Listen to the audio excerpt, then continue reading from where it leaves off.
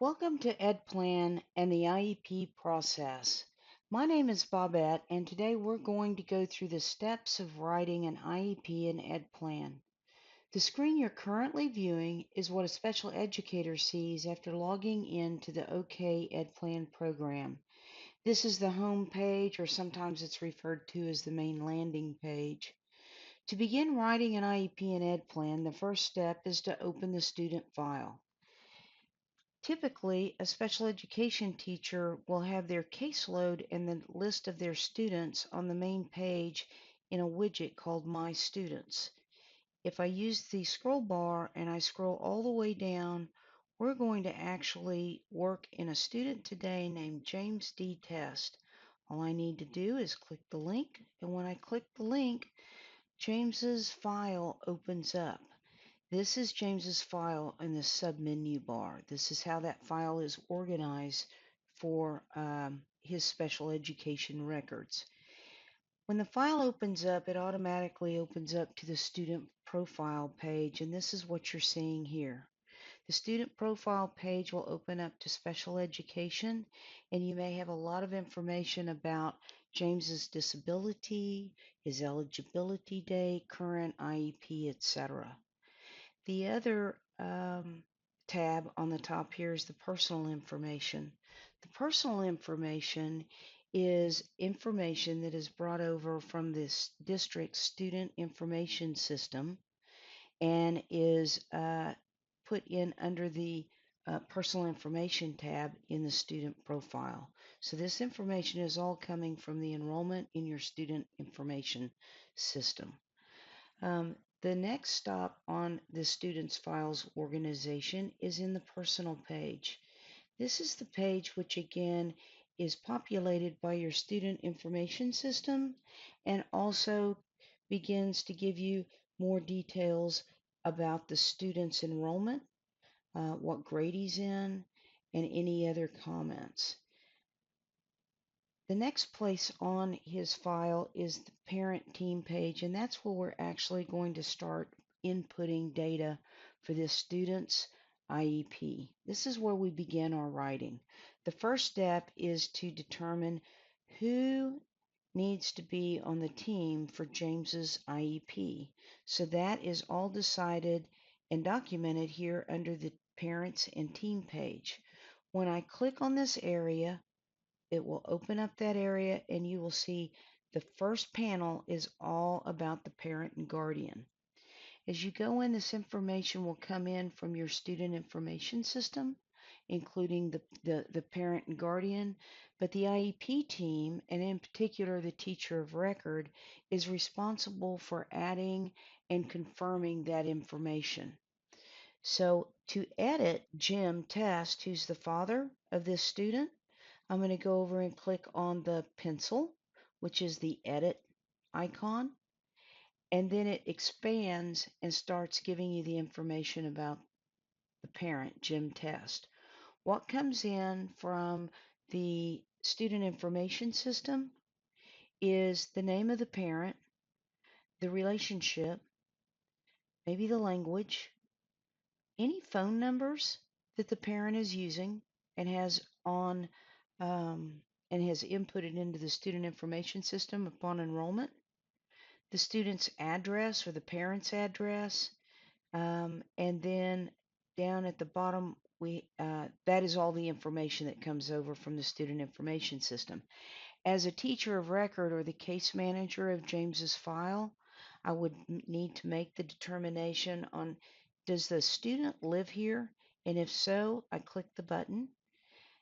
Is this the guardian of the student? Do they have guardian responsibility? Again, I click the button. And then I can scroll down as I confirm the information.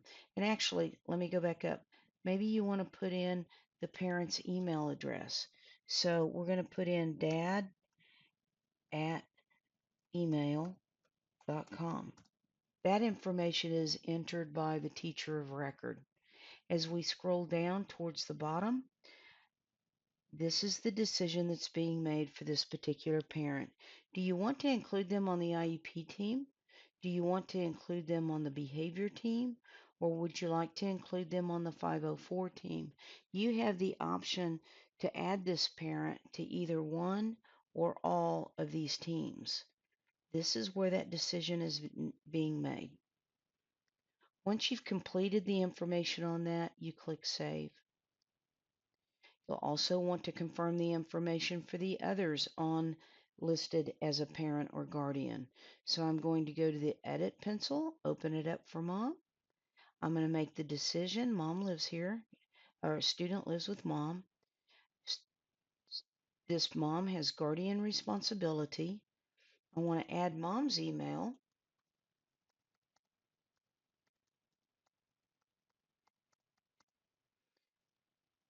Confirm the phone numbers, confirm the address, and then decide which teams you want Mom to be on. Do you want her to include her on the IEP team? Do you want to include her on the behavior team? Do you want to include her on the 504 team? And once you have confirmed all that, your parent information has now been determined for the IEP team.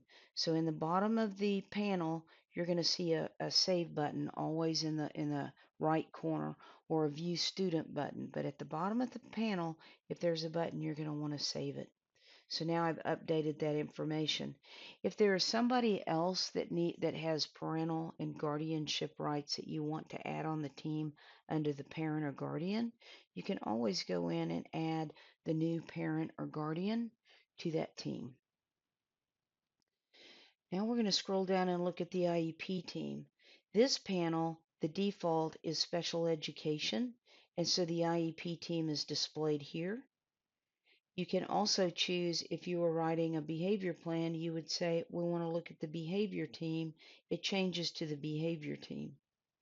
But again, today we're working on the IEP, so we're going to stay in special education. Now it says the IEP team. I go over to the right and I select the IEP team. The teacher is already listed because the student was already assigned, but you could change that on the earlier screen. The parents are already determined because you already did that just a moment ago. And then we're going to go down, and this is where you add the rest of your team. So at Fred Flintstone School of Rock, who can access this information? And it's very easy to go down and find who you need and then just enter that information. So if I wanted Chelsea, I would add her.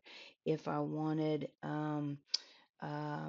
maybe Jack, I put Jack in, and we can put in Lori. Okay, so I've put in 3 people very quickly, and all I need to do is again go to the bottom and notice that this is kind of cut off down here. This has to do with my screen size.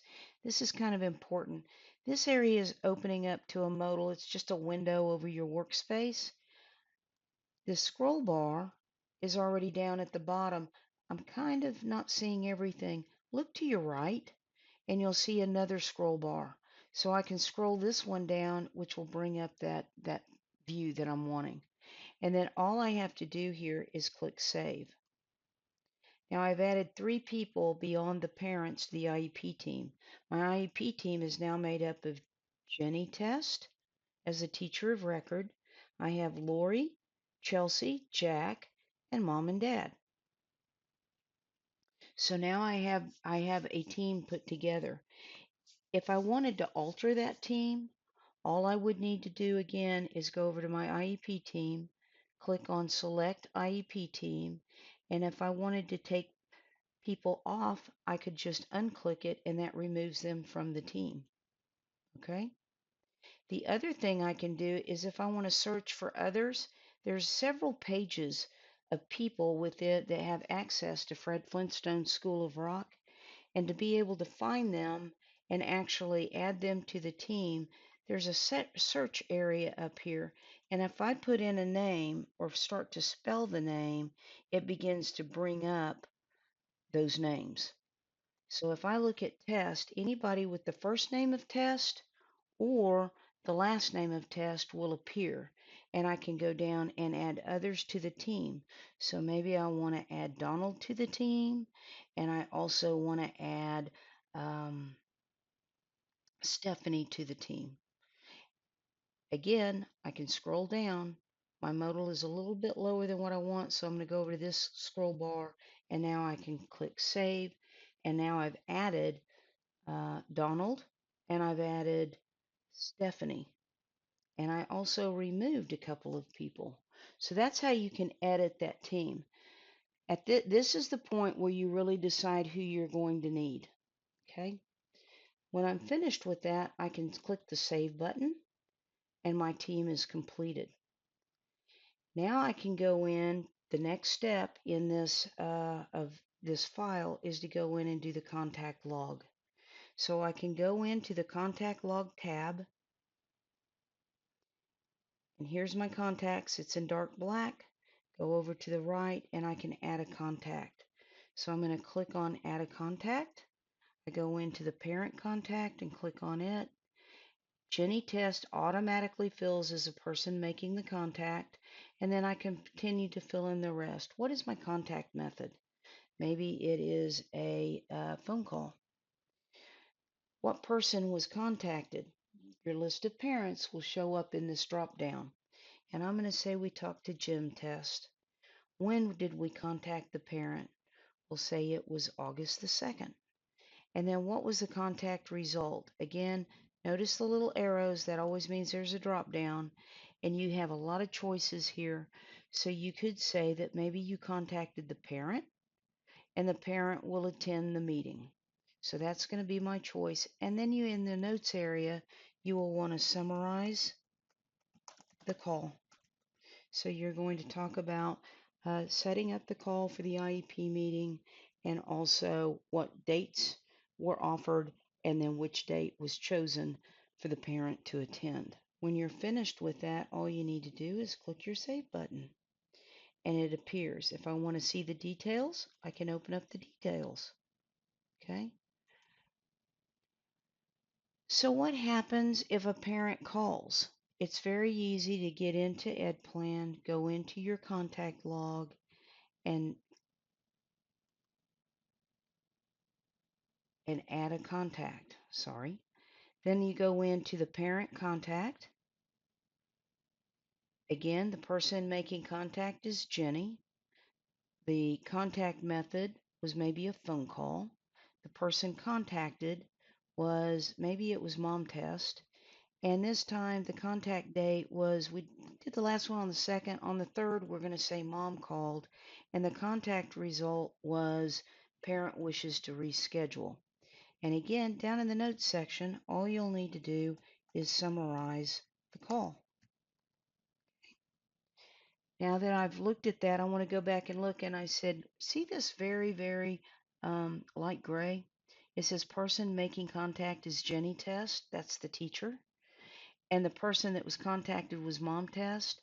But we said that the contact result was the parent wishes to reschedule. So again, more than likely, the parent was the one contacting Jenny. So if that's the case, we have a box over here that says parent initiated contact. And if I click that, it reverses. Now the person contacted was Jenny, and the person making contact was mom test. And that definitely looks a lot more like what happened. Okay, I did want to point that out. That's a new button that was really an end user suggestion, and it was added to the program. So I'm going to click on Save. All right, so now I have 2 contacts that are in here. I finished my contact. We've got a meeting set up. The next step in writing an IEP is to create your invitation document. At this point, if you just hung up from the parent, it may be just the right time to do your invitation. So the next panel down here actually has a button on it that says Create Invitation Document. I'm going to click on that. It opens up, and it says, what date did you send it? Well, we talked to mom and rescheduled it on the 3rd, so I'm going to say that the date that it was sent was on the 4th. And how was the notice sent? Again, we have arrows, so we have drop downs, and all I have to do is click with US mail. Will the student be attending the meeting? Drop down, and I'm going to say no. And then to whom is the invitation addressed? Is it just to Jim, or is it to Jim and mom test? The location of the meeting is the student's school, already filled in, and the meeting date, you just pick that date, and I'm going to turn around and make it the 18th. So on August the 18th, we're going to have a meeting, and our meeting time is going to be 3:30 in the afternoon. The deadline for response, I would like to know if that person's not going to make it by the 16th. Give me 2 days notice that we're not going to be able to meet for the IEP team. Then you choose all the reasons that apply for the meeting. If you're doing an evaluation or eligibility and identification of a disability, you click that box. If you're doing a review of placement, you would click that box. If you're doing a placement and putting them into an IEP, the very first one, an initial, then you click that box. If they're transitioning from early intervention services, then you click that one. You can click any and all that apply. If it's a reevaluation, you click that box. We're going to say it's a review of placement. It's a subsequent IEP, and so I'm going to click it as a review of placement. And then depending upon the age of the student and what you're doing, are you needing to address transition services? And are you going to address considerations of extended school year? That's done during the IEP process, so I'm going to add that one.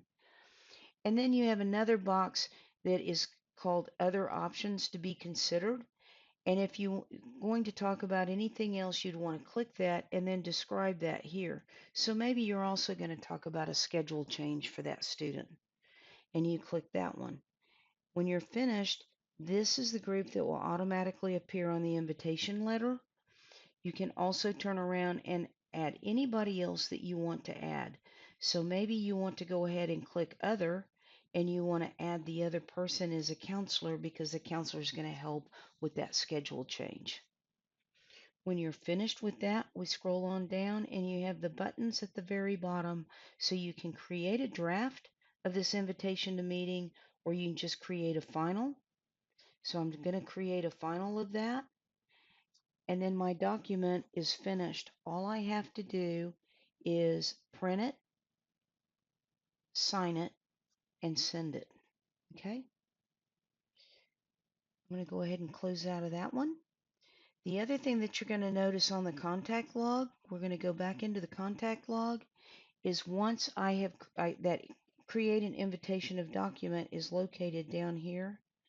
There's another place in case I'm not in my contact area when I write that invitation to the meeting, and that's up here underneath the documents area in the student's file.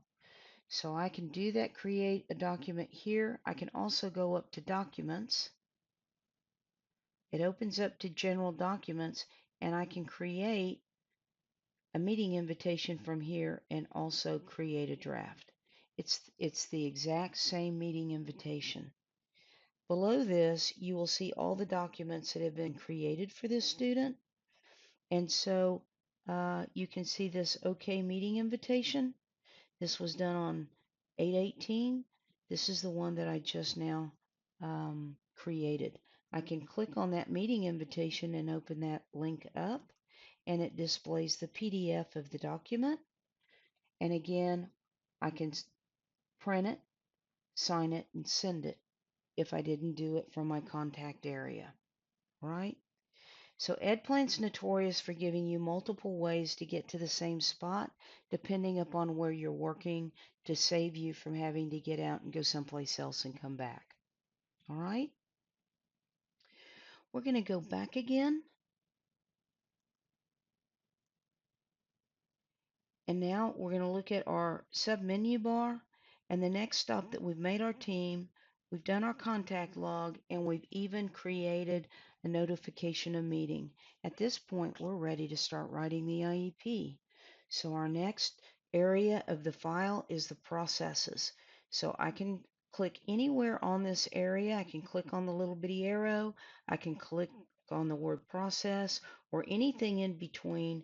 And when I click on that, I have a drop down because I have the arrow, and I have a choice between the eligibility process, the IEP process, or functional behavior assessment behavior intervention plan process. For today's demonstration, we're doing the IEP process. So I click on that.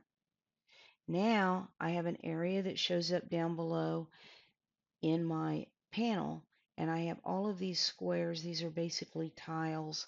Tiles are nothing more than pages that need to be completed on an IEP. The top row of these tiles are required for every IEP that's written. The bottom row is required depending upon how you answer questions in these pages, as well as the age of the student. Okay, so you may or may not have to answer, well, you won't answer all of these. Okay, all right. So from the IEP process in this panel, the very first one, if things have not been entered, if things have you finalized your last IEP, everything goes back to kind of gray, and then you know exactly which pages you need to work through. This very first page, someone has already gone into and looked at that page, and so it is an incomplete page. It started, but it's not finished. Now, I can have incomplete documents when I write my IEP, and it will still allow me to create a draft, and I can take that draft into the team, and as we determine all of the answers and all of the scenarios that the IEP is asking for the service for this student, as you go in and complete that, then this area will turn green, and I'll show you that in a moment. So again, this is the IEP process. So I'm going to go into the very first tile. The tile is called IEP Purpose, Dates, and Team. That's actually a page, and I'm going to click into that. When I go into the page, you'll see all the way through the IEP process panels. So I go into the very first panel, and it's the IEP information. What is your meeting purpose? And you have some choices here. You have initial. That means it's the very first IEP for this student. That's an initial IEP. You have a choice of subsequent IEP. Subsequent IEP is the annual IEP. The IEPs that you do every year is subsequent. You have an interim IEP. The interim IEP is a short-term IEP that is available to be written for a very short term, usually while testing is continuing on the student to make some decisions. And then you'll come back in 30 days, meet again, and write a new IEP. So that's an interim. An IEP addendum, sorry, that went on me.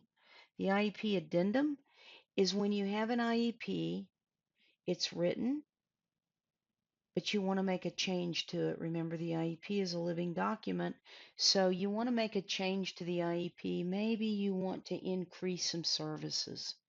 You would have an IEP meeting. That IEP is still valid.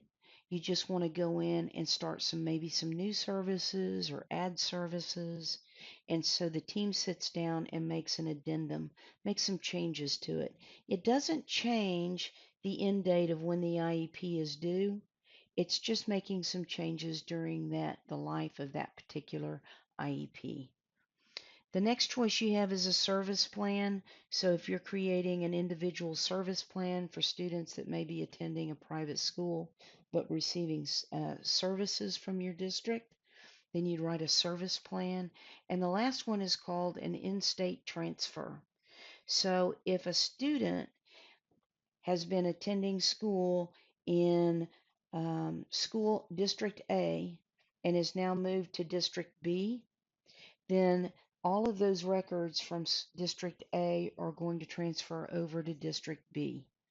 When District B receives that information, they're going to go in and look over that IEP, and the team can either decide to accept the IEP as written, which includes a phone call to the parent, make sure that the parent is in agreement to accept it exactly as written, no changes. So you're not changing anything on that except for the date that you accept it and the providers, because they won't be the same providers. But basically, the rest of it is intact. So that's when you do an in-state transfer. An in-state transfer, again, does not change the end date of the IEP, but it shows that there was a change and that the team is going to accept the IEP, including the parent, as written. Okay? So once you make that decision, in this case, we're going to do a subsequent IEP. Then you look at your meeting date and you can pick your meeting date. We said it was going to be on the 18th. That's the information that we sent out. When is it going to begin? And again, we're going to do it on the 18th. That means when will the subsequent IEP be due again? It will end on 8/18/2022. So if that is all correct, you can either save the button here if you choose to, or you can leave that and continue down to the next panel. So this is the demographic and parent information. This information is coming in from the IEP, is coming in from that parent page. And down below you see gym test is a guardian responsibility. Student lives here and is on the IEP team. That's the information that we just updated on that parent. And if I want to include him, I click it again. Here's mom test. Again, she has guardianship responsibility. So the student lives here and is on the IEP team, so I can click that one also to be in there. The rest of this is the demographic information of the student. The student, again, that we're working on is James D. Test. When I've completed that panel, I can look down low, and here's the IEP team. Jenny Test is the teacher of record. A team member is Stephanie, Lori, and Donald. And then also Jim Test as the parent and Mom Test. This is the team that you've chosen. If that is incorrect or you want to make some changes, where do you make the changes? You make the changes again back on the parents and team page. But we're going to go ahead and say that that's correct. And from this area, I can turn around and let's look at these buttons up at the top. I can say that I want to save and continue. And if I want to do that, I just click this green button. If I don't have any errors, it will save that entire page for me and move me forward to the next page. This gold button with the arrow pointing backwards, if I wanted to go back a page and revisit it, I can go back and I'm back on that same page of IEP purpose, dates, and team. The little house on the white bar is a home button. It'll take me back to the main menu page. So if I can go back home, if you follow the breadcrumbs here, you've gone from home and the dashboard. You clicked on processes, IEP process, and then this is the page for IEP purpose, dates, and team.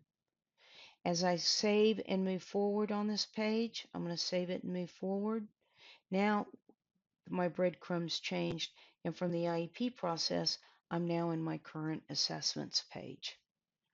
So this one will always kind of show you where you're at. You can always go back up into the processes, go into the eligibility process, and now you see that my IEP purpose, dates, and team page is green and complete. So if I wanted to finalize, that is the one page that is complete at this time. So I'm going to go back into the current assessments page, and I'm going to answer those calls. One other thing, so we go into the process, we can look at our breadcrumbs, we can navigate between pages moving one page back or one page forward from our round circles, and then you see this blue rectangle with the arrow in it. If I click on that, it actually brings out a slider bar. And this again, and look, we've got another slide bar down here. Lots of sliding bars, okay? This is, again, each of the pages of the IEP process. The blue line marks where I'm at. I'm in my current assessments page. If I look at my breadcrumbs, I'm in my current assessment page. My first page, my IEP purpose, dates, and team, is now green. And so that one is completed, and I've gone on to the current assessment page. All right. Now that I'm in my current assessments, because we're doing a subsequent, you can have information over here. By the way, with this slide bar out, I can slide up and I can slide down, and this stays exactly still where I can still move around.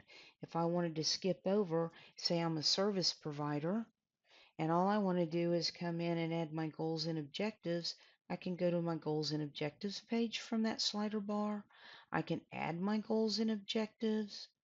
When I finish, I save it. I can pull back out that slider bar, move over to my services, add all my services, and then when I'm finished again, I can just save it and leave it for everybody else to do the work that they need to do on it. So it really works out well for the service provider. I think they'll use this slider bar a lot. This bar stays out until you close it. So once I close it, then it goes back in and I can begin working on that page. So for right now, where I really want to go back to, I'm going to slide this back out and I want to go back to my current assessments page, and let's look at that. Again, you have many panels and you're just going to answer the questions.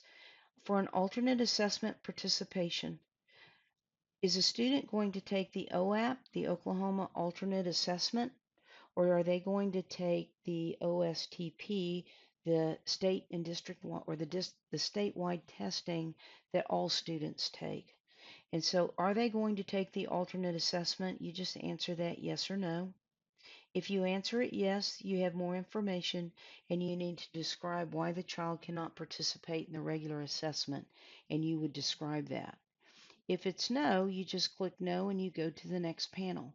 The next panel is inclusion of transition services plan prior to the age of 16 or ninth grade entrance.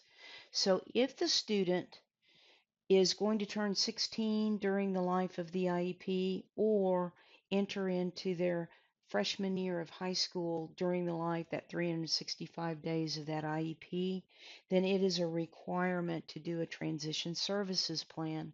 Some districts in Oklahoma actually like to begin the transition services plan starting in 6th grade. So if that is the case, and then you want to start, and the team wants to start the transition services plan earlier, then all you need to decide is that if you want to, you click the yes button. The team has decided to include a transition plan for this student, even though they're not going to turn 16 during the life of the IEP, or are they going to be going into the ninth grade year? If you want to stick with if you're not going to start with the transition plan before that, you can just click on no and move forward. Each panel has a save button. You can click the save button on each panel, but it really saves for the entire page.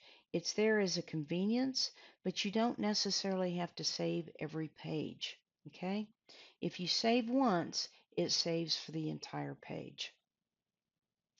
The next area that we have down here is called present levels of academic achievement and functional performance. This is where you can add assessments to a student's IEP. If you have new current assessment data and you want to put that information in, then this is the area. You'll have a lot of areas that the student already has assessments in, and every assessment area was listed in this blue, and then underneath it you will see any and all assessments that have been completed for that student. You have little boxes next to it, and that's not to delete, that's actually to include. You'll need to include at least one assessment on an IEP that shows that that's an area of need that you're going to write a goal for. Okay? So if I want to go in and add an assessment, I'm going to go back up to the top of this panel, and all I have to do is go over and say add assessment. I can pick a category for that assessment. So it's in red, it's required. I'm going to use my drop down and I can pick whichever category that I want. So if I wanted to go in and add an academic achievement, I click on that area. And then out of the academic achievement, I could turn around and enter academics basic reading skills. Maybe that's the area. So I'm going to click on that. When I do that, And I'm going to take that back out. I want you to see something. Notice there's no scroll bar over here. Once I click on an assessment area, a scroll bar shows up. So it opens up more information down here. Once I scroll down, I'm going to pick my assessment. Which assessment am I going to use? So I can add the um, Oklahoma School Testing Program. Okay, maybe they took the OSTP last year, and so that's the one that I actually want to enter. And then I can turn around and put in when was that assessment date. Maybe that was in May, and we took it in on the 5th. Okay, and then down here you can actually put in the narrative about the assessment. Okay, you just add that. Notice again, I can still scroll down some more now. Once I've added that, I'm going to take this back out and I want to show you something. I'm going to take that out, and I'm going to take this out, and I'm going to take the OSTP out. And I want to show you again, my scroll bar is all the way down to the bottom. Once I add that assessment area, so I'm going to scroll down and say it's the Oklahoma School Testing Program, and I can put in my dates. So we go back and put in the 5th of May, and again, you just write your narrative.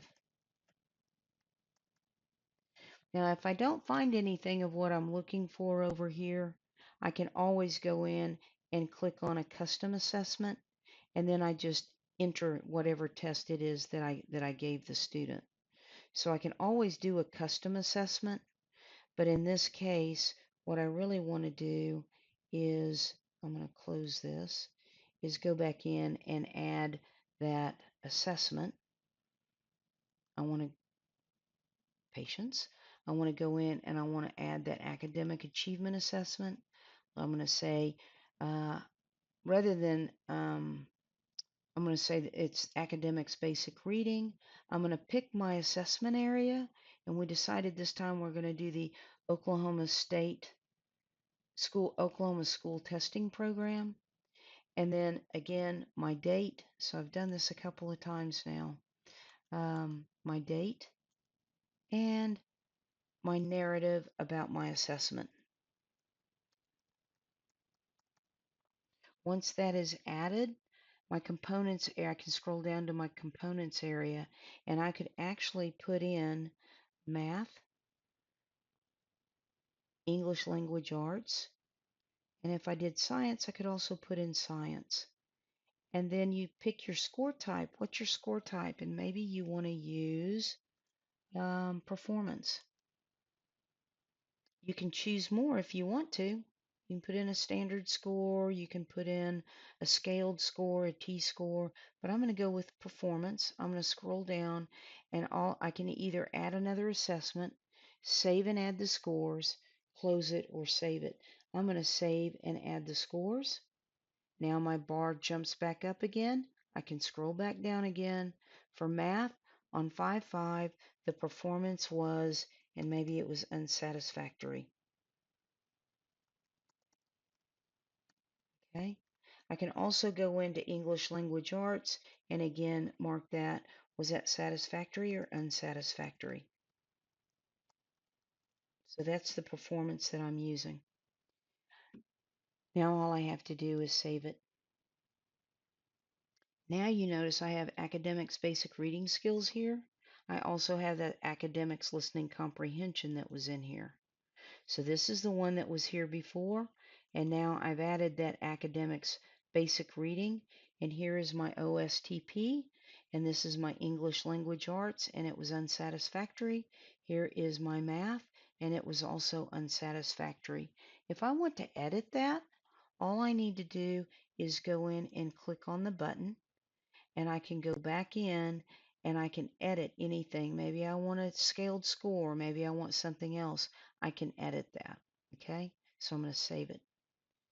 The other option that I have on this present levels of academic achievement is I can actually go in and edit all of my assessments at one time.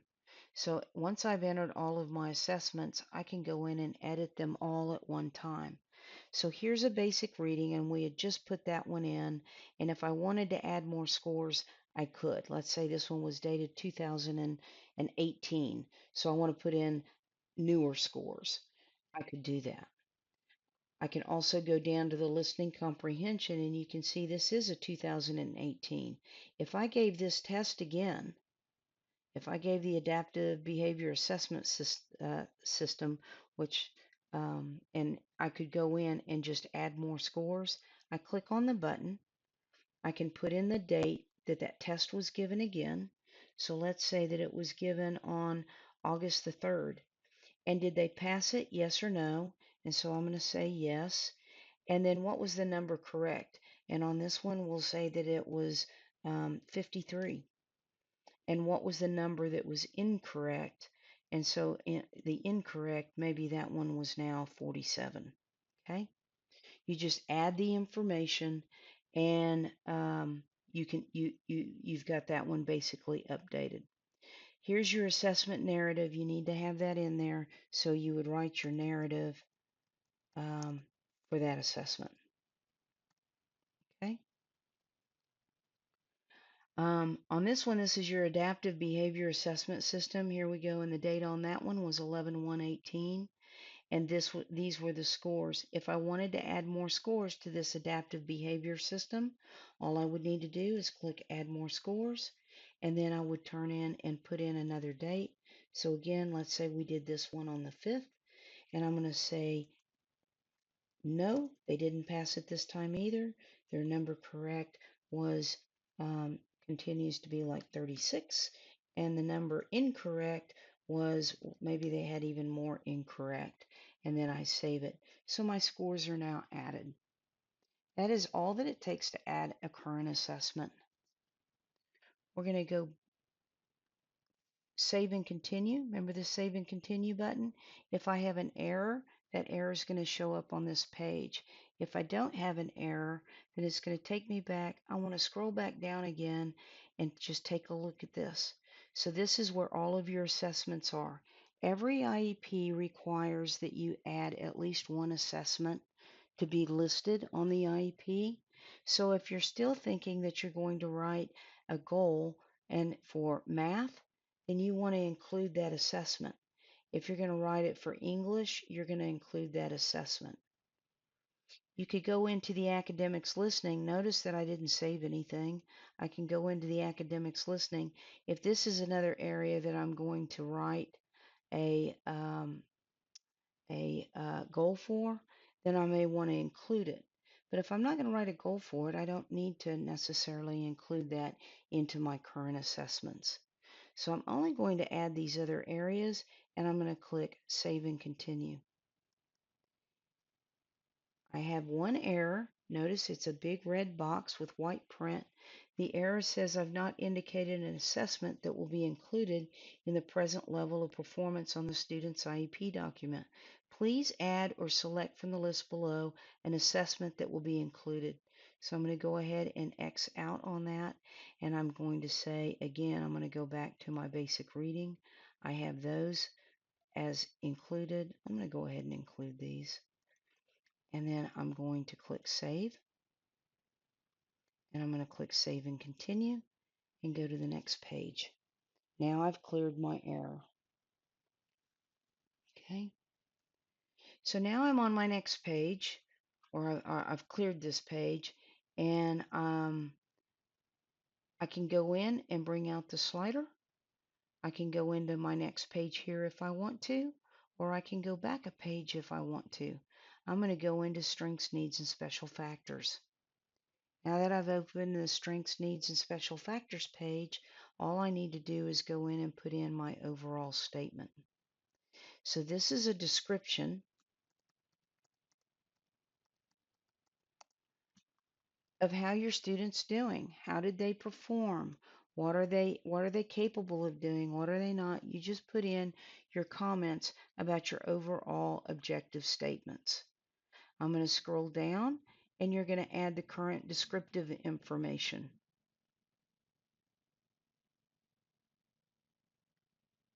this is where, boy, it's taking a little bit there. Okay, so this is your objective statement. And I think my internet was a little slow there.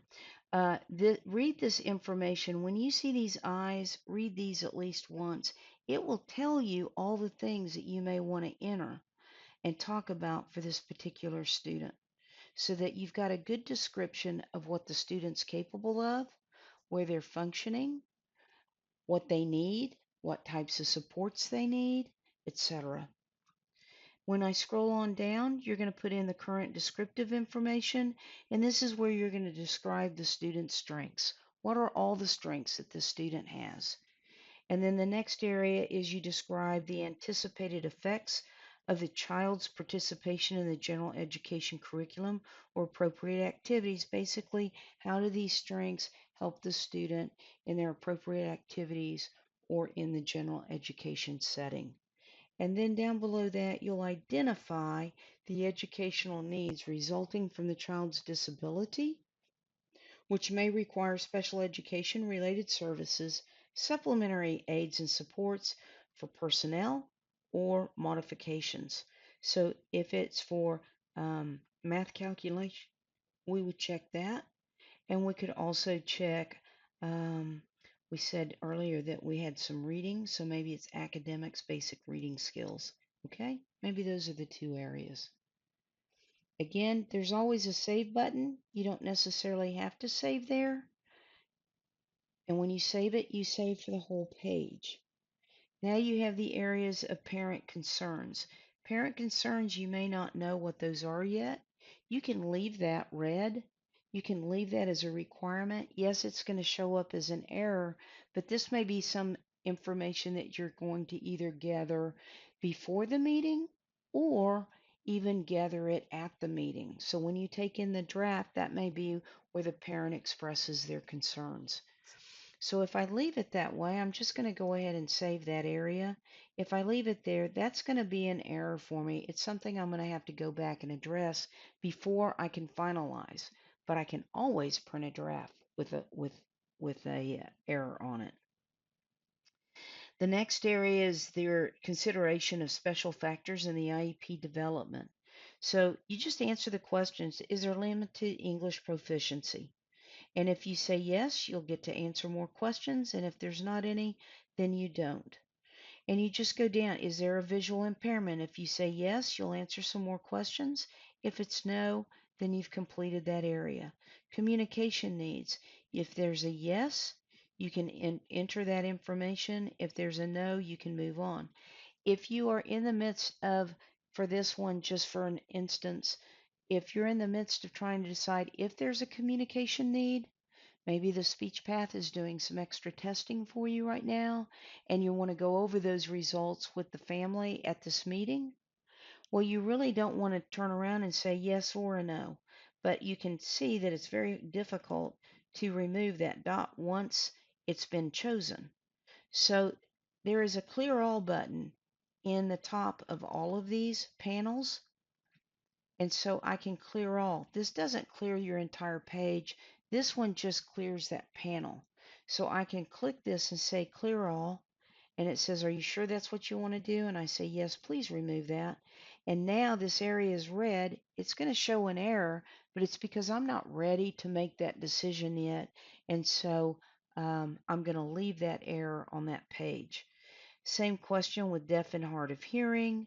This is about assistive technology. And then once you've looked at assistive technology, you answer that question. There's a box underneath here that has to do with the contingency plan.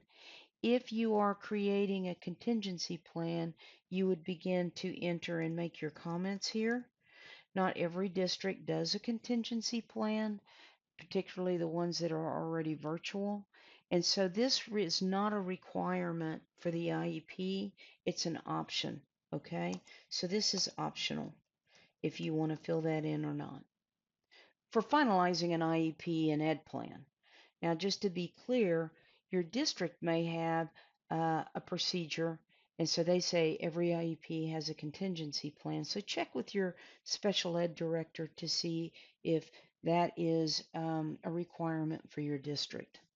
Okay? Now I'm going to continue to go on down. We have the behavior intervention planning. And so to complete that, does a student's behavior impede? And you answer that question. If you say yes, there's more things that must be answered. If you say no, you can move on. And again, this is part of the contingency plan. So if you're doing a contingency plan, this is where you put in and address that information. Okay? When I'm finished, I can click Save at the bottom, or I can also click Save and Continue. Watch what happens when I click Save and Continue. It gives me two errors. The first error basically says that I have not addressed the parent concerns for enhancing the child's education. That's this one way up here. And then the other error that's on this page is you've not selected a yes/no response for consideration of special factors. Does a student have a communication disorder? And again, in our scenario, I'm not ready to answer that one yet. So I'm going to leave that the way it is. Because I have errors on the page, this button is not moving me forward because I've got to correct those errors but I can always go over to the slide bar. Notice my strengths, needs, special factors is not completed, and I can still go into my goals and objectives. I can also go up to my processes, go into the IEP process, and you see that now you have your strengths, needs, special factors. It's showing incomplete, but I can go over and just click on goals and objectives. If I'm writing a brand new IEP, then it may be that I want to clear all of the goals that are already in there. So there's an academic readiness goal that's in here from last year. If I want to clear that, all I have to do to clear the panel is clear all, and I just want to remove that. And now I've got a clean page to start my goals and objectives. Okay. So when I start to write my annual goals and objectives, I have two choices. They're always on the right. I can add custom objectives to all of my goals, or I can just go in and add goals and objectives. When I click on that, it opens up to where I can add a goal. The first thing that I have to fill out is what is my area of need. And it has a nice long list that you can choose from, including all of your transition stuff for your secondary transition goals. Okay? So I'm going to go in here and I'm going to say that we're going to look at basic reading skills. Okay, that's going to be my area of need. Underneath here, I have a baseline. This is a box that you can put all kinds of information in. Currently, it is not required to be completed to finalize an IEP in EDPlan. So the EDPlan rules are I'm not required to do the baseline. Again, if you have questions of that for your district, check with your special ed director. They may be requesting a baseline. Okay. Basically, the baseline is just saying how the kid is functioning in basic reading skills. What can they do? Where are they at? Which helps me make the determination about how to write my goal. Your annual goal is basically going to be written for you all the way through this area. So I'm going to add my annual goal. The first thing that I'm going to do is add my condition, my targeted skill or behavior, and my criteria. If you have questions about what to put in here, go up and read this area up here, and it tells you what a condition is. And so it says this may include what specific assistance, help will be given to the student to accomplish the skill. Conditions are also settings or circumstances in which a student will perform the skill or additional criteria. So given is already in there. Notice it says given James will by 8/18/2022. So you start with the word given and then you just write your condition. So I'm going to say grade level text. Okay, so now it says given grade level text James will, and then by 8/18/2022. So there's my condition. When I hand him grade level text, what is James going to do? The targeted skill, he's going to read. And I'm going to say 100.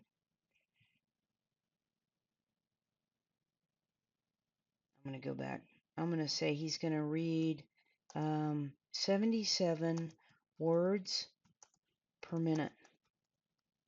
Okay, so now my annual goal says given grade level text, James will read 77 words per minute by 8/18/22. And then I can also put in a criteria, and my criteria is going to be with no more than 5 errors. Okay? And then down here is the date. It's auto-filled for you for the end of the IEP since it's an annual goal. You can change that date if you choose to an earlier date, but it goes ahead and puts it in for the end of the IEP. Okay. So now my annual goal says given grade level text. James will read 77 words per minute with no more than 5 errors by 8/18/22. So there's my goal. When I scroll down, and over here's the scroll bar, see the scroll bar here? When I scroll down, I'm coming down even more, and I've got the person or the position that's responsible, and so I can say that's going to be Jenny test. The informed progress is going to be done by progress monitoring, and then my goal progress frequency is going to be every 9 weeks. I'm going to report that to the parent. And then if I want to make comments in here, I can. At this point, I can save the goal. I can also just add another goal, but I'm just going to save this goal for right now, and we're going to write a goal. If I scroll on down, if I want this to be an ESY goal only used during ESY, then I can click that button and actually make it an ESY goal. Okay? So I'm going to scroll on down. Remember, I was at the bottom, but as soon as I put this information in and I saved it, my scroll bar popped back up again. So there's more below. So now I'm going to add my evaluation procedure. So I'm going to add my evaluation procedure by clicking on the blue link. And I can go in and add a custom evaluation and just hand enter it, or I can choose an evaluation procedure from this list. So from this list, I'm going to say that I'm going to actually do it through a log. And then, is there a subtest for that? Do a drop down and say no subtest. It's in the 4th grade because that's the grade that the student is currently in. And then I can go in and put in my score types. And again, I can scroll down again. I have a scroll here and I have a scroll opportunity over here. So I'm going to say, what is my score type? My score type is going to be words per minute, and it's also going to be with no more than blank errors. Notice the scroll bar went way up again. So now I've got more information. I can go down. I'm going to add my target scores and my target date. My target score, I said, was 77, and my target date is going to be 8/18/22. Okay? And no more than blank errors. What's my target score on that? No more than 10 errors. And what is my target date on that? Again, I'm going to go 8/18/22. Okay, that's the end of the IEP. Now I can add another evaluation procedure if I want, or I can close it, or I can just save it. So I'm going to save it. So my evaluation procedure is completed. If I wanted to go back and begin to add another goal, I can go up and I can add another goal. I can also come down to the bottom and there's an objective area. If I want to add objectives, I can add an objective. It works the same way. I'm going to click on add an objective. And for this objective, if I want to put in the baseline, I can. Here's the annual goal. And then I can say, here's my objective. Instructional level.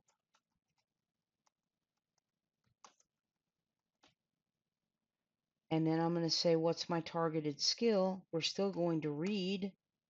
And I'm going to put in, maybe I'm going to lower this a little bit, and I'm going to put it, or I'm going to increase it. I'm going to put in 100 words. So now I'm giving instructional level text. So that's going to be a little bit easier for him to read. And the targeted skill or behavior is that he's going to read 100 words per minute. And my criteria on that is with no more than 5 errors. Okay, so I've adjusted that. And then my date automatically fills in. And again, I can save and continue. Now that I've saved and continue, I still have who's in charge of all that. Here's my evaluation procedure, and here is my objective. I can edit that objective if I want, and I can scroll on down and go into that evaluation procedure, and I'm going to add an evaluation. I can add a custom evaluation procedure, or again, I can go in and just pick log again. So I'm going to log that information. There's no subtest. And then what is the grade is already filled in. I can change that. And then I put in my score types, words per minute, and with fewer than blank errors. And then I scroll down and I can put in my target score. Words per minute is now 100. My target date is still 8/18/22. This is the objective with no more than, and I think I changed that to 5 errors on this one. And again, my target date is 8/18 and next year. And now, again, I can add another evaluation procedure. I can close it or I can save it. Okay, so I saved it. Now I have all of that information in there. If I want to, I can click Save and go to the next page. I've got my goal and I've got my objective.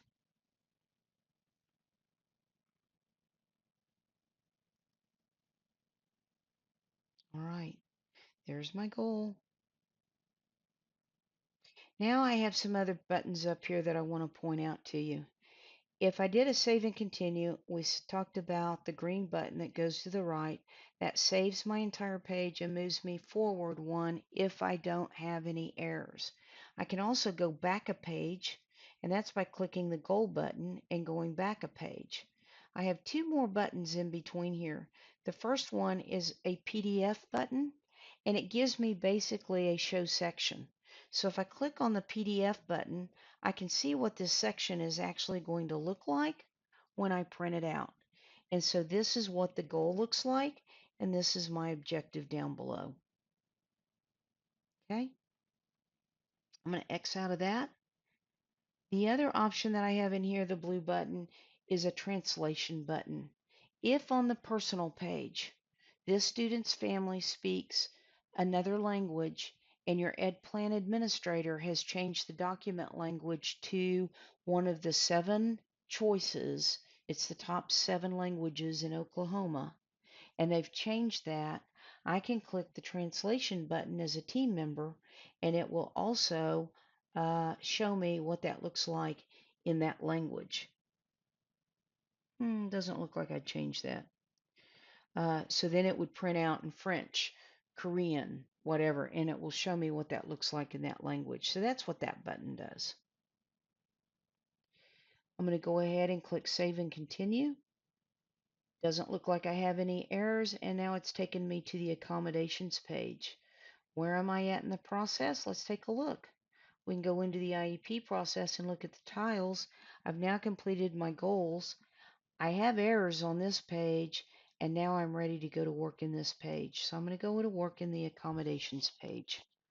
On the Accommodations page, I can click what participation in the state or district testing. What participation? Here's a shortcut for you.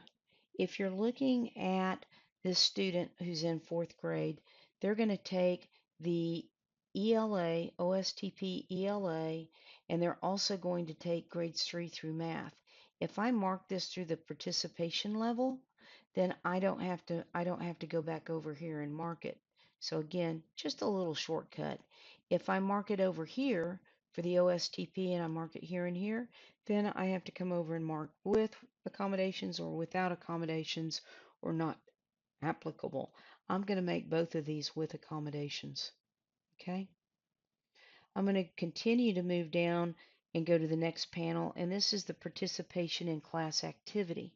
So this particular student has problems with reading, we have problems with writing, and we have problems with math. You could also turn around and, if you wanted to, and say, we also have some problems with history, but that's really more the reading than it is the history. Maybe any kind of an accommodation for music and art class, PE, economics. There's quite a bit to choose from here. And then if there's something else that needs accommodations, you can always go in and mark other one, other two, or other three.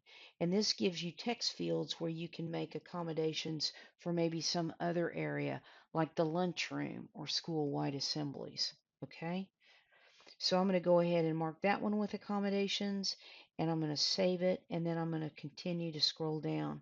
Now what you see from what we've picked so far is for the state and district-wide accommodations, we're going to take the grades 3 through 8 ELA OSTP, and we're also going to take it for math. Go over to the right, and remember that's always where our buttons are, and you have a choice. You can add accommodations on this very top line. So this is a main area. See how, oh, see how it kind of is justified more towards the left, and these are kind of indented underneath it. Same thing with the accommodations. This one is more towards the left. These are indented underneath. Let me tell you how this works. You can click on Add Accommodations. When I add the accommodations from this area, from this line, I'm going to add accommodations to everything. I'm going to add it to all my state and district-wide testing, and I'm going to be able to add it to all of my class activities. So let me show you what that looks like. I'm going to click that, and I'm going to choose my state and district-wide testing. So I want the student to have simplification, repetition, and signage of directions, and I also want them to be have preferential seating. So I'm going to mark both of those. Once I mark that, I can scroll down. And now you see simplification, repetition, signage of directions is marked on not only the OSTP, but all of the class activity areas that I said also needed accommodations.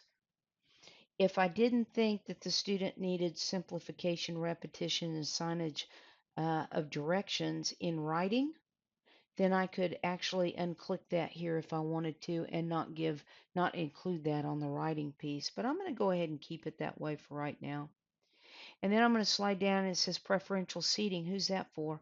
That's for the OSTP ELA, for math, for reading, writing, and math. Okay? So that is how you add an accommodation to everything. That again was another great end user suggestion that we were able to incorporate. When I finish this, I can click save again. Okay, so it's all done. I turn around and I'm really not. It's all done, and I'm going to click save and continue, and it's going to take me back to my assessments page. And so we can look at it again. Here's everything that's marked. Here's your class activity with everything that's marked. And then this is how it's going to print out. You've got your OSTP, and here are both of your accommodations. Here's your math, there's both accommodations. And here's your activities with all of those accommodations added. Now let's say that I wanted to make a change. So maybe on the math, I want to go over and I just want to edit the math. I don't want to do everything. I just want to edit math. I can click on that, edit the accommodation, and now I want to add use of a calculator for grades 3 through 5 math. I'm going to add it there, and all I need to do is save it. Now it's going to bring me right back to that page where I'm at, and you see use of calculator is now under your OSTP accommodations, but it's not under your ELA. Now, because I added it to my OSTP, we know we also need to have it in our class activity. So I'm probably going to need to go down here and add that accommodation again.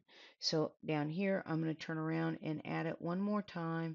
I'm going to use that calculator, and I'm going to save it. And again, for my class accommodation, it's going to put it in. That's the difference between using this add accommodation, which adds it to everything, and using it this accommodation, which will only add it to the reading. So watch closely where you're at, but when you're finished with that, I can do a show section, and this is what that page now looks like for your accommodations. Here's your reading, your writing, and your math. And then down here is your state and district-wide accommodations. Okay, makes sense? All right. All right, so I'm going to get out of this area. And if there's still more accommodations that you want to make, this is where I put in that other one. So I need to edit that one and probably add those accommodations. You have 12 boxes to choose from. The first thing that I want you to remember is as you're using boxes in EDPlan, think left to right. Don't think columns. Think left to right.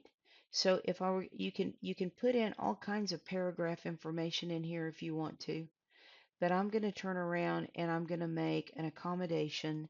And the way that I kind of like to do it, I'm just going to, again, you can write paragraphs if that's what you want to do.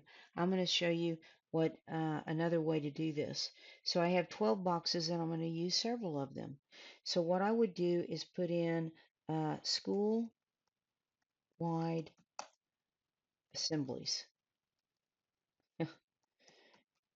Okay. And then I'm going to go over to this area and maybe I just turn around and I add some asterisks. 1, 2, 3. That kind of helps me indent it. And I say seated on the floor. Okay. I'm going to add another one over here. And I'm going to go 1, 2, 3. And I'm going to say seated near exit. I'm going to go over here and I'm going to start over again. And I'm going to go 1, 2, 3. And I'm going to say seated near adult. Okay. You guys know that, kid? All right, so there's my accommodations for school-wide assemblies. I could also add another one and say seated in well-lit area. Okay, so there's my accommodations. Now I'm just going to save it, and now when I say it, we go down. You can see that I've got school-wide assemblies, kind of have these indented in, and it goes in right underneath. You have options 1, 2, and 3. Or other 1, 2, and 3. And so now if I wanted to and I wanted to do another one for like maybe football, I could just go into other 2 and do football accommodations. So it's as easy as that. When you're finished with that, all you have to do is click save. Again, you can write paragraphs too. You don't have to do it the way I did it. Okay? All right. Now I'm going to turn around and I'm going to say save and continue. And if this page has no errors, it will take me to the next page, which is what it did. Where am I at now? I can look up here and say, look, I'm now in the services page. Again, there's services in here from last year. If you want to clear that and start new, then all you have to do is hit clear all and it clears that area, just that panel for that area. Okay? And that way I can go in and start my services new. So I'm going to add services. When I add services, I can make custom services, but a lot of times you're going to find your service in that area. So I'm going to add a service. We're going to do basic reading skills. The service type is going to be direct instruction. The number of sessions are going to be 5 a week. So over here is week. I could change it if I needed to and go 5 a month, whatever you want to do. And then, or whatever the student's needs are. And then what is the length of that? And maybe this is just 30 minutes. And then here's my time units. And then over here is when does it start? And it's already filled in with the date of this new IEP for me. So I'm going to scroll back down again, but if I want to change it, I can change it. I'm going to scroll back down and say, what's the location? And I'm going to say it's in a special ed setting. Who's my provider? And I'm going to make that Jenny test. And then you can put in the school. He attends Fred Flintstone School of Rock. And I have completed my very first one. So I'm just going to save it. Okay. So there's my special ed service. Now, if I wanted to, I could go back in again and we're going to add a special ed service. And this time we're going to do the same thing. We're still going to look at basic reading. We're still going to look at direct instruction. We're still going to look at, we were at 5, I'm going to change it to 3 per week. And my session length is only going to be 20 minutes. And my start date and end date remain the same. My location is still is going to be special education virtual. My provider is still Jenny Test, and my school is still Fred Flintstone School of Rock. Okay, so all of that's in there, but this time I'm going to mark it as my contingency plan. So now when I turn around and save it, I have basic reading skills. This is basically how I expect school to go. And then if I have to go to a contingency plan, this is the service that the student will receive during a contingency plan. You can do the same thing again and put everything in there again and turn around and mark it as an ESY. So those services may look different than the contingency plan or the regular school year. Make sense? If I want to add related services, I do it the same way. I just add related services. I can do custom or I can do my drop down. And this time we're going to do speech language pathology. My service type is going to be direct instruction. My number of sessions are going to be 2 a week, and I'm going to do them for 30 minutes. And my start date is begin, and my end date is the end of my IEP. The location is still in a special education setting. And the provider for this is now going to be Stephanie Test. That's my speech path. And then the school is still going to be Fred Flintstone. And so then I can just save and I've added my services. Okay. If I want to add a contingency plan, I do the exact same thing. I go in and add related services, put it back in, make my changes, but this time mark it as a contingency. All right. When I'm finished adding all of my related services, I can click Save. And then I go down to additional information regarding special education virtual or distance services. Again, this is all about the contingency plan, and this is contingency. There we go, plan. And this is for the sake of finalizing in EDPlan, it is optional. That may or may not be optional in your district. Check with your special ed director. This is about your supplemental aids. So if I'm going to add supplemental aids, I'm going to turn around and click Add Aids. This can be anything from a paraprofessional to a pencil grip. So again, you add your service. I can do a custom one. You always have that option. And so let's say that I'm going to use an adaptive keyboard. What are my number of sessions? And so maybe the adaptive keyboard is all the time. This is all optional on filling this part out. Number of sessions, session length is optional.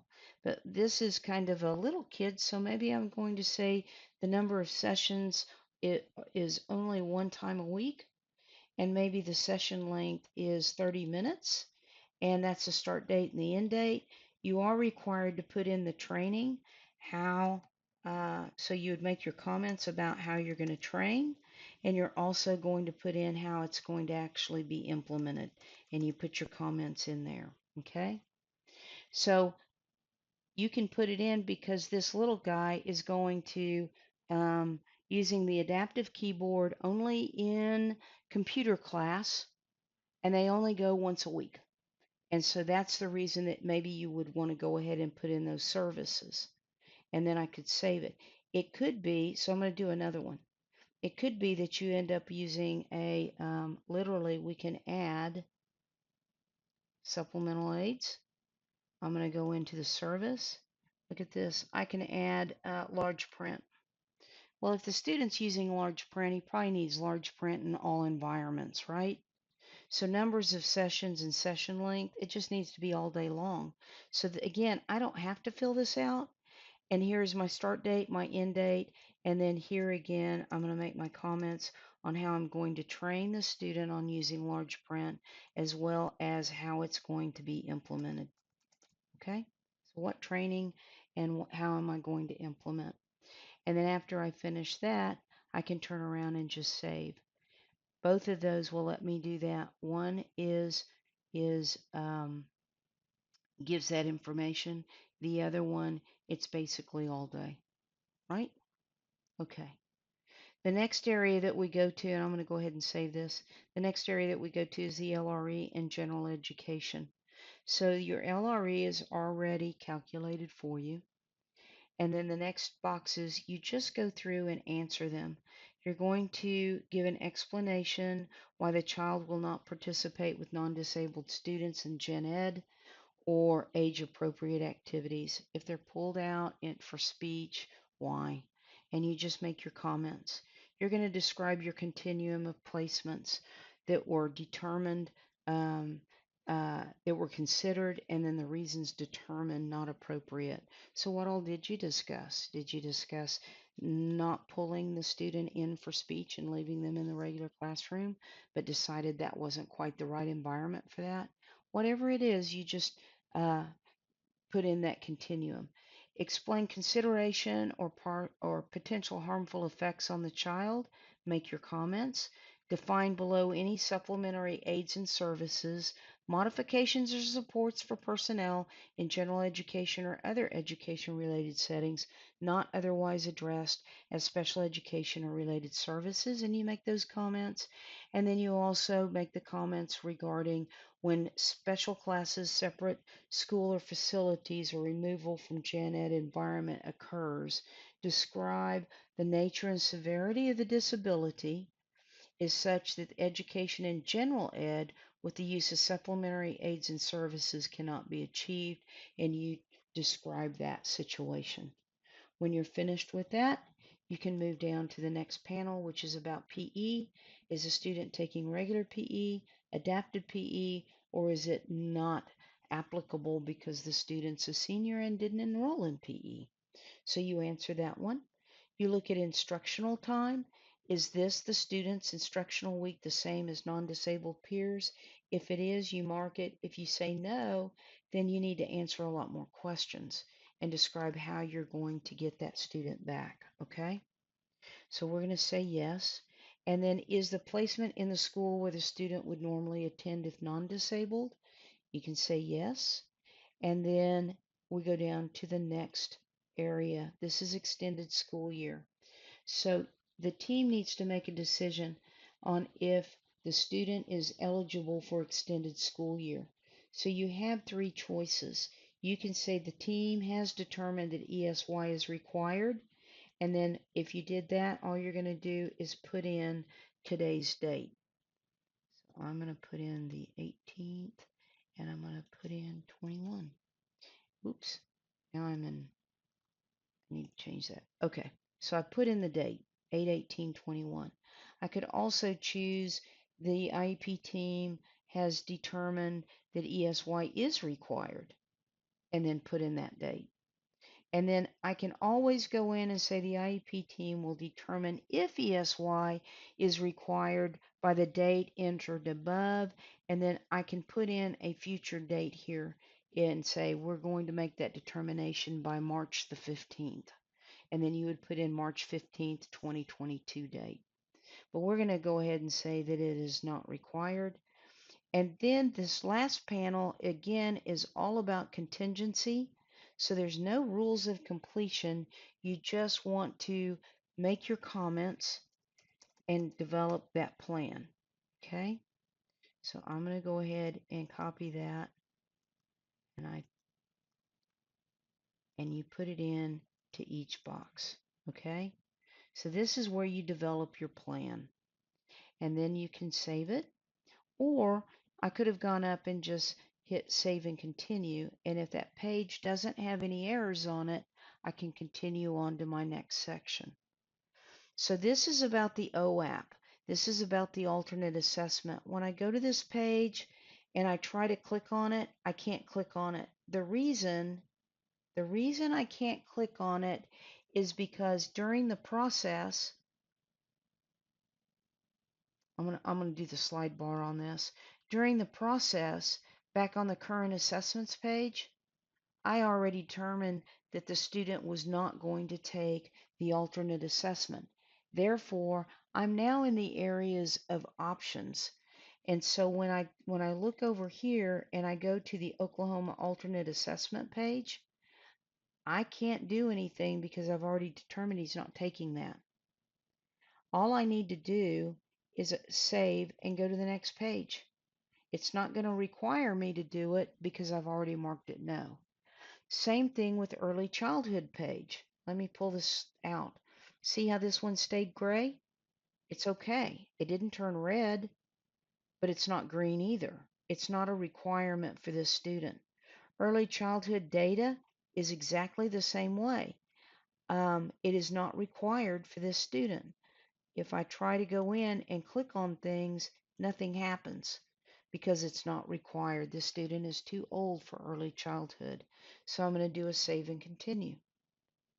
Now when I go down and I can see it takes me to the transition services page. Same thing. This student's not going to turn 16 or be in the ninth grade. If I go in and try to enter things, I can't do anything.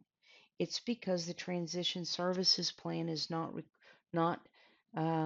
part of the decision that the team made. Remember, the team made that decision again based on this alternate on this current assessment page. We made that decision. We said we weren't going to take the alternate assessment. We also said we weren't going to include a transition service plan. So that one again is I don't have to do it. It just stays gray. And I can go in and do a save and continue. Now that I have finished everything, I could actually create my draft. When I create my draft, I'm going to go down and I can add in my team members, etc. if I wanted to. But really what I want to do is just present the draft to the family and the team and make some decisions um, and corrections on that one page. So I'm going to look down here and we can print this at this point. I can go in and I can create a draft. I can display errors, but it's going to show me my errors. And there's my errors. So it's on the strengths, needs, special factors, and parent concerns page. And these are the errors on that page. Okay, so it shows me exactly where it is. I can create a draft document. I can still have errors on it, and I can still make a draft document and present it to the family and the team. Okay. Once I've got the information that I need, I can go back in, and we said it was on the special factors page, strengths, needs, and special factors. I can go into that area, and then I can put in that the parent is concerned. Whatever the parent's concerns were, you put it in there. Parents concerned about the child catching up, whatever it is. And you put that in, and then all you have to do is save. The other error that I have on here is I didn't answer the communication need. So does a student have communication needs? And I'm going to say no. And then I can save that, or basically go save and continue. Now I'm kind of in the middle of everything, so I'm going to open this back up.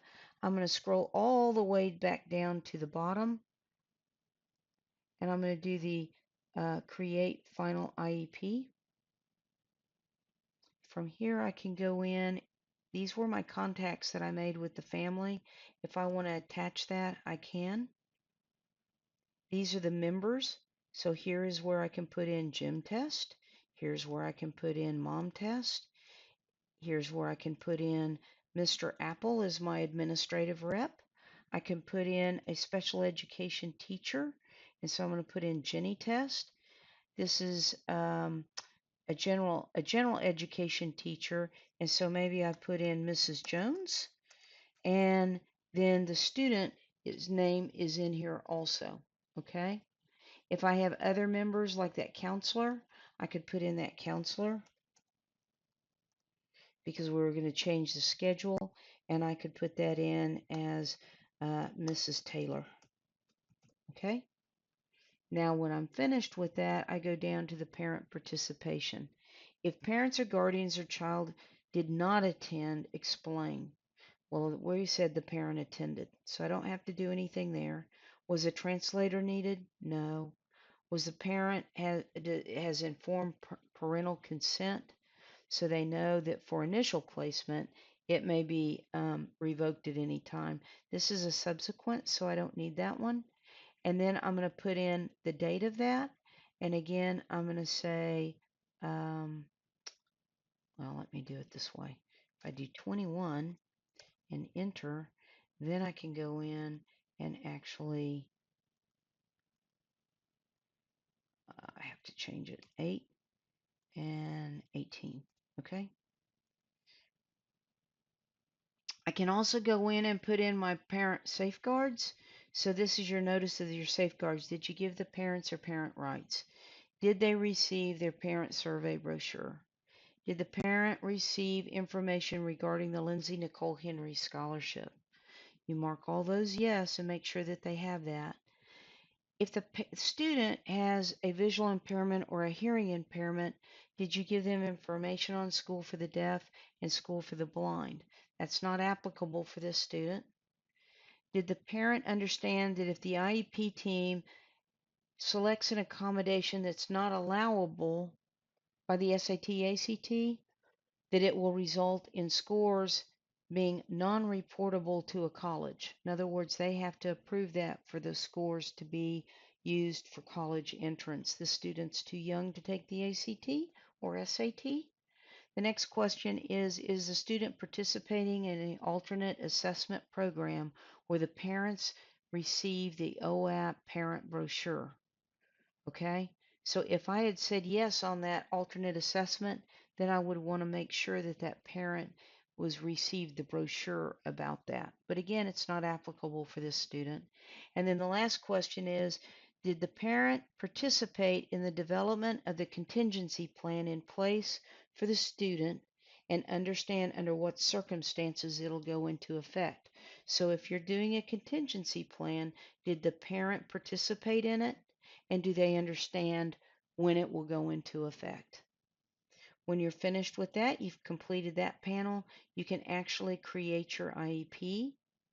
So I can go in and see how this is locked. I can go in and say display errors. And when I display my errors, and if everything, I don't get any errors, then that unlocks this button. And now I can turn around and create my final. Now my final opens up and I have my electronic signatures. This was Dad, so we can actually go in and sign electronically. Did they agree with the IEP? Then you do the guardian initials. So Dad now is going to do his initials.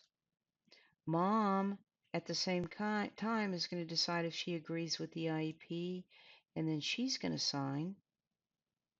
And I'm just signing with a mouse, by the way. And then Mom is going to turn around and she's going to put her initials. Mr. Apple, the principal, he's going to turn around and he's going to sign and make a decision on if he agrees with the IEP.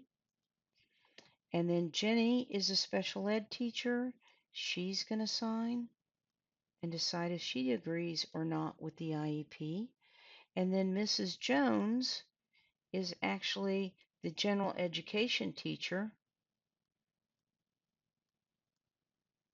So she's going to sign. That was a terrible signature, and make an agreement. And then if the student's there, they can sign, but if they aren't there, you don't have to get that signature. And then this is the counselor. So I'm going to say that's Mrs. Oh, that was Mrs. Taylor. Okay. And if she agrees. All right. So now at this point, I can turn around and create my final document.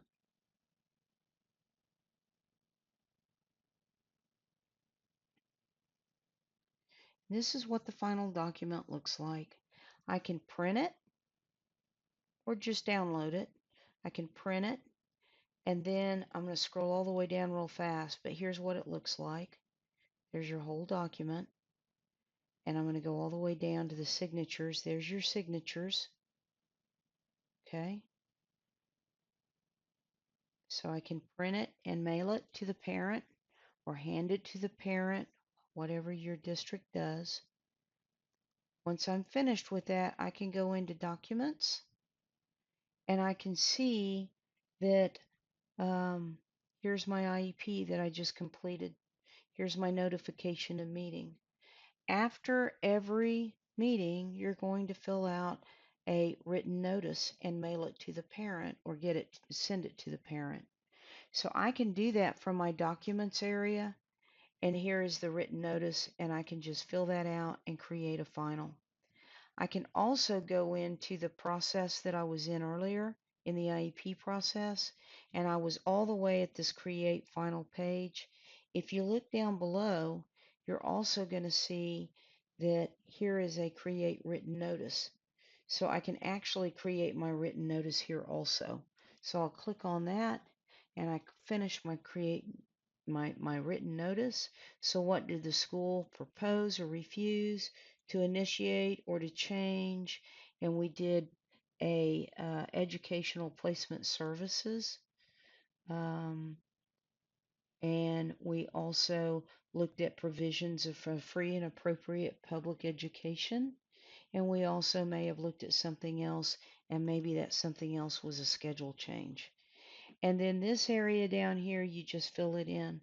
This is a review of the meeting. So basically what you're writing is what is the explanation and rationale of the proposal.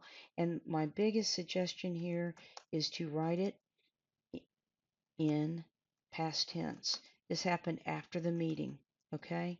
So the team sat down and um, uh, proposed to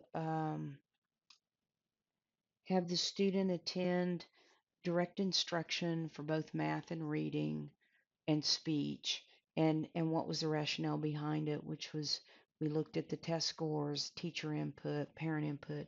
Then you're going to write a description of any options considered and refused, and you'll make that comment. What did you talk about that was considered and refused? What's the description of each evaluation procedure? So you could, or test used, so maybe it was observation, maybe it was teacher input, maybe it was grades, and you just fill in all the things that you looked at for that. Then make a description of any factors relevant to the proposal. So if you have something to write in there, you can, but you don't have to. Make the determination on it. Was there an interpreter used? No. If it's yes, you're going to say how it was provided. What date did you send it? So I'm going to say today, and it was going to be sent by U.S. mail. To whom was it addressed? And here you would actually write it in. Okay, you type that in. You don't have a drop down on it. And then the issues addressed in the notice will go into effect on what date, and you pick that date on what date it's going to go into effect. And then underneath here, for additional information on parent rights and education and procedural safeguards, you put in the name of probably put in the name of who's responsible for that in your district, along with their phone number and their email address. And again, that is always typed in. And then who's it from? And this again is where you're going to put in your name. So this would be Jenny Test.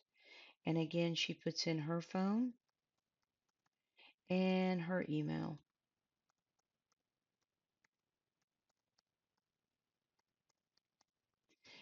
The rest of it fills in to the school. The city, the state, and the zip is already in there. And all you have to do is create your final. And then you print it, sign it, and send it. Okay? So what we did today, just to do a quick recap, is we went in and we wrote an IEP. That document is now located in the documents area, there is an invitation to meeting, there's an IEP, and there's a written notice. When I look in the student history, James test information is in here. And again, you can see where that information is in. This is the current IEP that's in there. You got a solid star. A solid star means it's the most current valid IEP. Okay.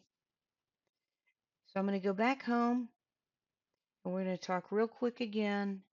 If you guys have any concerns, you want to reach out to the help desk at EDPlan, please click on this envelope. It will open up and you will be able to send a message, put your information in, what your question is, maybe what the subject is, the page that you're working on, the name of the student, and then you just enter as much details as possible to help us understand the struggle that you're having. And then all you have to do is send your message. Once you send your message, someone from the help desk will reply to you, and that information will come back in underneath here. Okay? All right. Then you can just open it and read it. Another place for resources for writing an IEP is going to be again on the main page. Scroll down under Documents, and you can go to the Help links. When you go there, there is an EdPlan IEP guide dated July 2021, and this is the guide that you can go into, and it will take you through the entire IEP process. Okay? Picture by picture, step by step, with verbiage of what you do next. Okay? So that'll take you through. That's pretty much everything that we covered today. All right? So those are two other options if you have any questions, concerns, or resources that you're needing to reach out for. With that, I'm going to go back again to the main page, and I'm going to thank you all for, let me get back to the main page. There we go. Thank you all for attending or viewing this recording, and I hope you guys are off to a great year. Bye.